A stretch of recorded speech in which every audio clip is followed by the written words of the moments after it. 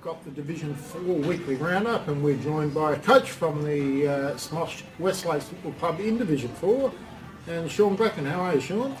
Yes, it's good to be here, especially after having 3 wins on the track. It's a nice feeling. We haven't been in this position for a while, but we're not getting ahead of ourselves. We'll have a big game this week against Salisbury, so we're preparing as best we can for that. And it's also good though that we got you this week, because you're not allowed in the house after forgetting the wedding anniversary on Saturday, mate. Yeah, I did actually remember it. No, I don't think that was the case. You just booked in for tea, but then found out it was the wedding anniversary. Yes, no, Julie, hasn't forgotten. It'll be a long time before she does, I think. But she isn't a woman to forget either, mate. Yes, I know. But all your eardrums, I can only imagine. Oh dear. And on Saturday, you wouldn't take her to the footy. Good move. You left her at the Dublin Roadhouse again. Yes, no, Julie had some commitments, so Dublin's a bit far these days, but... you used to leave her there when you used to coach basketball. Yeah, she can be quite vocal on the sideline, but we love the support, it's great. We just give her a bit of stick, because money, because we can, and Julie loves it, and so puts her name out there. And first of all, we'll go to your game. Straight off the bat, SMOSH West Lakes, 11-5-71, defeated Kilburn, 10-7-67, 4 points. Yes, nail biter in the end. It was, it's a game that, we sort of bounced out the blocks early, and halfway through the second quarter, we were about 6 goals up, and to Kilburn's credit, they gained the momentum and ran with it, and they kicked a couple of goals in junk time, which gave them plenty of momentum going into the second half. And they again in the last quarter they come out and kicked the first 4 goals, and to our boys' credit though, that probably last year we might have dropped that one, but they really dug deep, and it was a pretty tight, tense last 10 minutes, and it seemed like it was a 38-minute quarter, but As they do. Yes, but no, it was great. It was good. Better players for your lads? Can't say all played well. Well, just I was going to get you off the cuff rather than having a look. Oh, yeah, you're trying to, but no, look, you couldn't go past Lyndon Parham. He was certainly our best player. He really got a point to prove this year, and his footy over the last month's been terrific. So, well done to Lyndon, best player. Blake Elliott's been really consistent this year, come back from injury, and Ryan Haylock, a new guy to the footy club, and his last couple of weeks has been fantastic. Big Buckets Thomas there at centre half back. He's his last few weeks has been terrific, and our captain this year, Brad Moore, again put in another stellar game. So well done to you guys and our goal kickers. And it's good. Last week we had the 2 Cox brothers that kicked 9 between them, and we had a good spread of goal kickers this week with Haylock with 2, Kobe Broom with 2, Kane Russell with 2, Lyndon Parham, Aidan Parham with 1 each, Kwani with 1, Alex Hughes and Nathan Brown with 1. So it's good that we're not reliant on any one forward to kick our goals this year. Yeah, obviously you had a bit of trouble with Reece O'Keefe. He kicked 6 for the Chicks. Yeah, quality player, and we put a couple of different opponents on him, but he was good, and even when we got players running in front of him, he was still good enough to clunk the marks, and he doesn't need too many shots on goals. He rarely misses, and terrific player, and it's great to have quality like that running around and give forwards. Yeah, Darren Francis made his way back in the side. I saw he kicked 1, and little fella Ben Dessy kicked 1, Billy Parks 1, and Nags a single. So the Chicks now 4 losses in a row, so they wouldn't be happy out there. Start of the year, big things were predicted out there at Lionel Avenue, but just struggling at the moment. 4 on the trot. Yeah, I think this comp it's so even, so it's only early days, and as we've seen over the past few weeks, anyone can beat anyone in this comp. So I'll certainly give you inviting Kilburn off. It's they got a lot of quality, and a lot of quality still missing to come back into that footy team. So they'll be around the mark. Curtin Lake Gardens, 11-15-81. They travelled to Duncan FRASER Reserve to take on Gepps Cross, and I thought Gepps might have won this one, but they didn't. 7-11-53, so a really good win to Kilburn Gardens. Better players and goal kickers for Gepps, mate.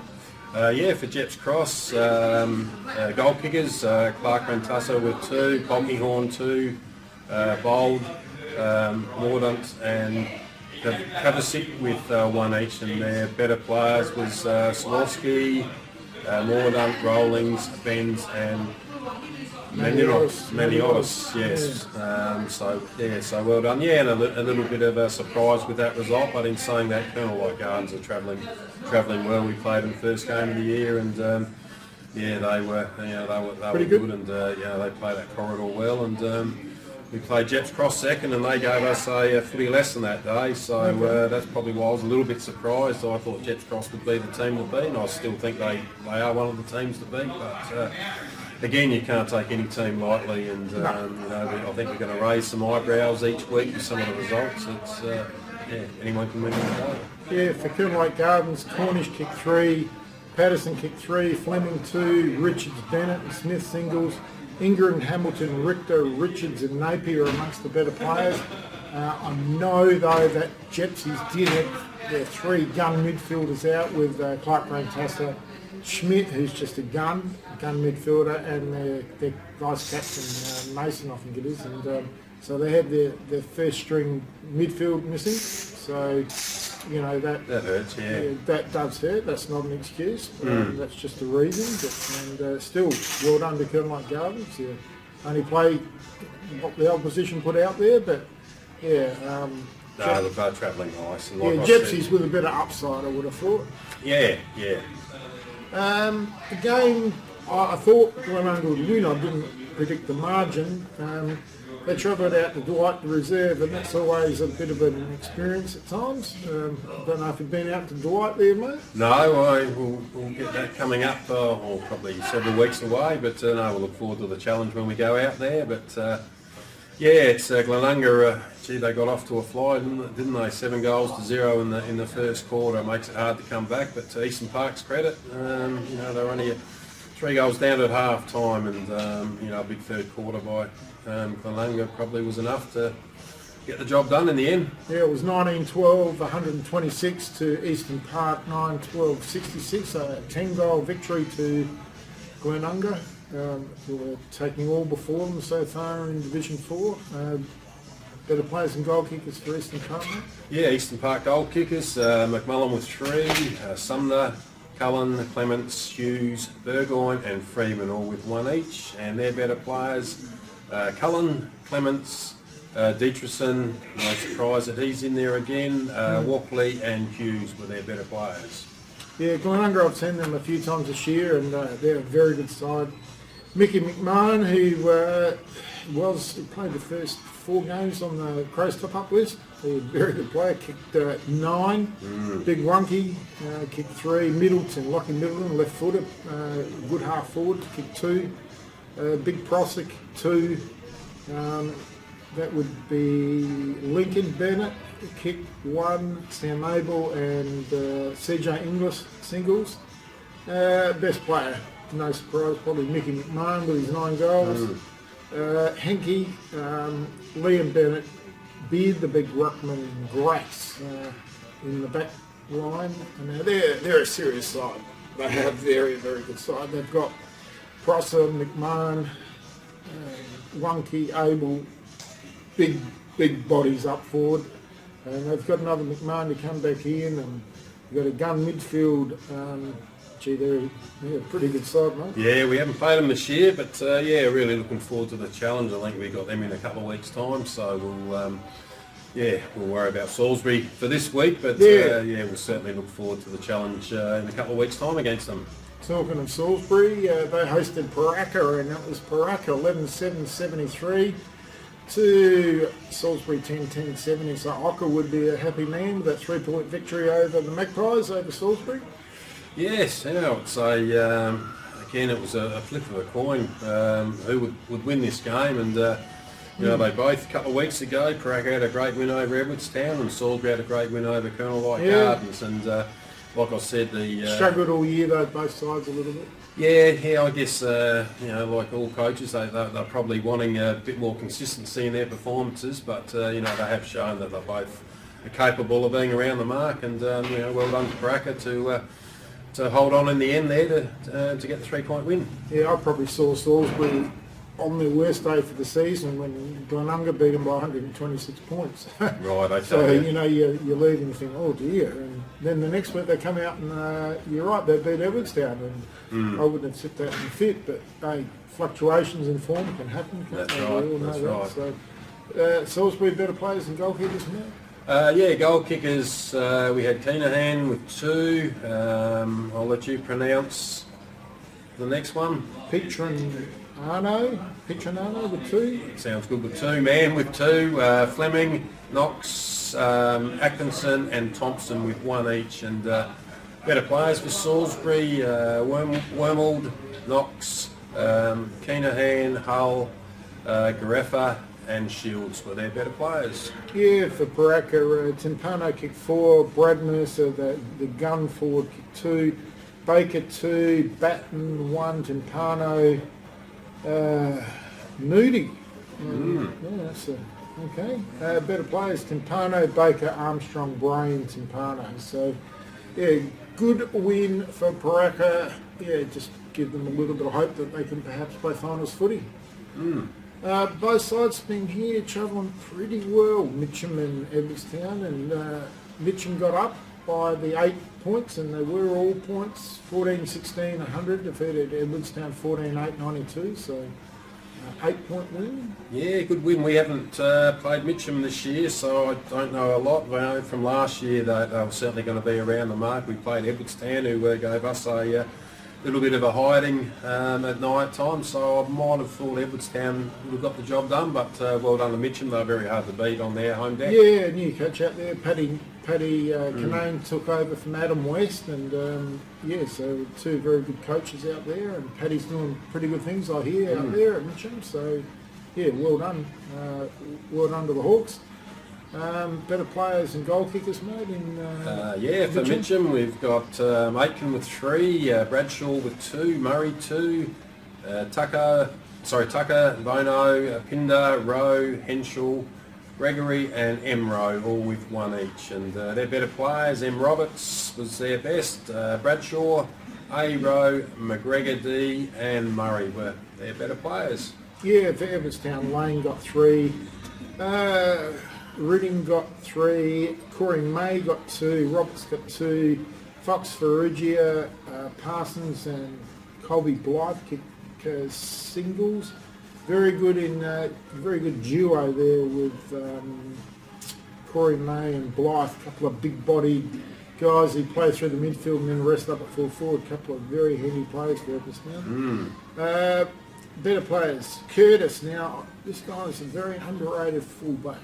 So he always makes the best players, but probably not going to get too many umpires' votes being fullback. Yeah. So Horgan, who's a strong in and under midfielder, I've seen Roberts, Parsons and Ferrugia. So yeah, well done to Mitcham getting the points there at Price Memorial.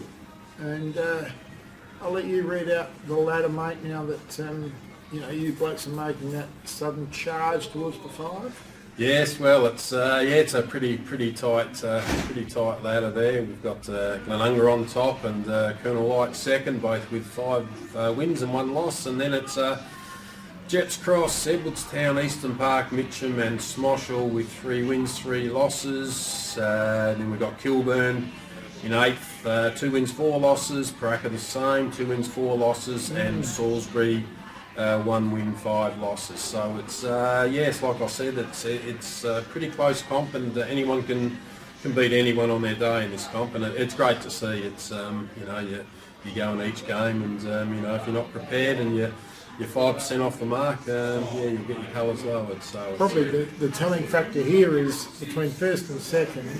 Right, sure, they're level on 10 points, but there's 11% that Glenunga have got over Kilburn Gardens. That's massive, isn't it? Yeah, they're a heavy scoring team, as you can see. They've you know, they're sort of miles in front of everyone with 700 points in there. Nearly 200 more points than Colonel Light Gardens. So That's right. Yeah, no, they score well, and yeah, so it's it's going to be a real challenge when we come up with them to try and stem the flow there. And this week's games, mate. Tell us a little bit about your game. Yes, well, we're really looking forward to the challenge. Again, we haven't been in this position of winning 3 on the trot, and Hosting Salisbury are at bottom. yes, that's right. But like I said, they had a good win only a couple of weeks ago. In fact, Colonel Light's only loss was to Salisbury, so we can't take them too lightly. And we'll be preparing as best we can, and we're really looking forward to the challenge of taking on Salisbury, fired up Salisbury. That is, they'll be seething after a 3-point loss last week. So. Yeah, you've got a few good forwards out there. Ryan Paget controls their back half. A lad called Jack Matthews plays pretty well through the midfield. They've got a few handy players. So, that's so, right. So we certainly won't be taking it too lightly. Probably the match of the round, we might have to go out to the Edwardstown take on Gepps Cross. Yes, and we've played them both, and I would have thought Gepps Cross would get the job done, and I think Clark Rantessa comes back this week. I'm not sure on Smith. He had I won't say what injury he has. But he has a upper body one, you could say, and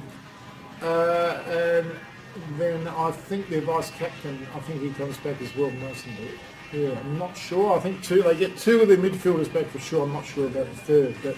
Well, certainly when we played them at the high school early in the year, their midfield dominated. They were, they were very well structured and good hard bodies in there. So, I think it's going to be an even one, but I just think Gepps Cross, with a couple of those keys coming back into the midfield, just in a close one.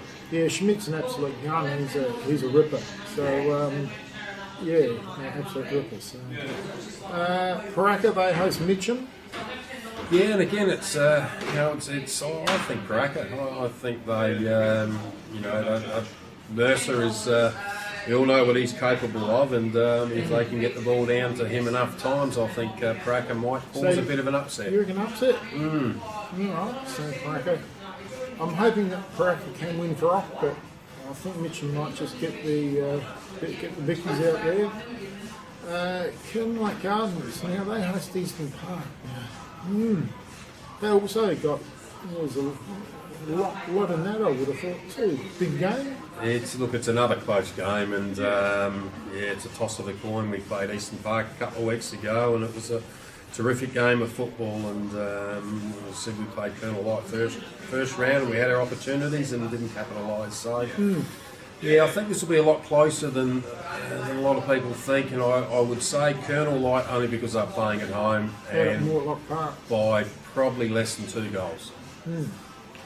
Okay, and the game we're doing our live stream and live coverage. We've got a SMOSH game this year we're doing, but this week we've got the Glenunga and Kilburn game, and that's at Webb Oval. So look on the SA Footballer Facebook page if you want to watch the live stream, but I really can't go past Glenunga over Kilburn. I've seen both sides this year, and I think Glenunga could probably win by 10 goals or more.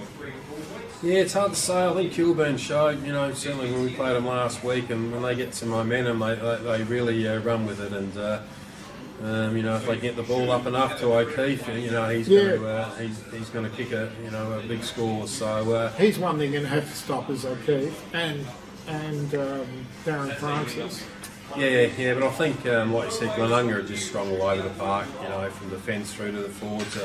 Very quick midfield, and I think Glenunga will get the job done, but again, it'll be closer than probably a lot would think. I'm not sure really how Kilburn is going to stand. One key crosser, ATHOL, the beard, the ruckman when he rolls up there as well. It's a tough ask. And McMahon, I just don't see how they're going to match it. The other week they struggled with key defenders as was. One of them has gone to Western Australia to work. Oh dear. I don't envy anyone looking after that Glenunga defence. No.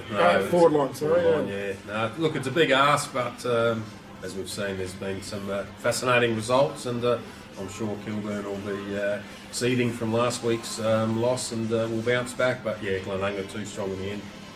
All right, an interesting week ahead in Division 4 footy, and we'll see you again next week. Thanks to Sean Glacken from SMOSH. Thanks for having me. Thank you.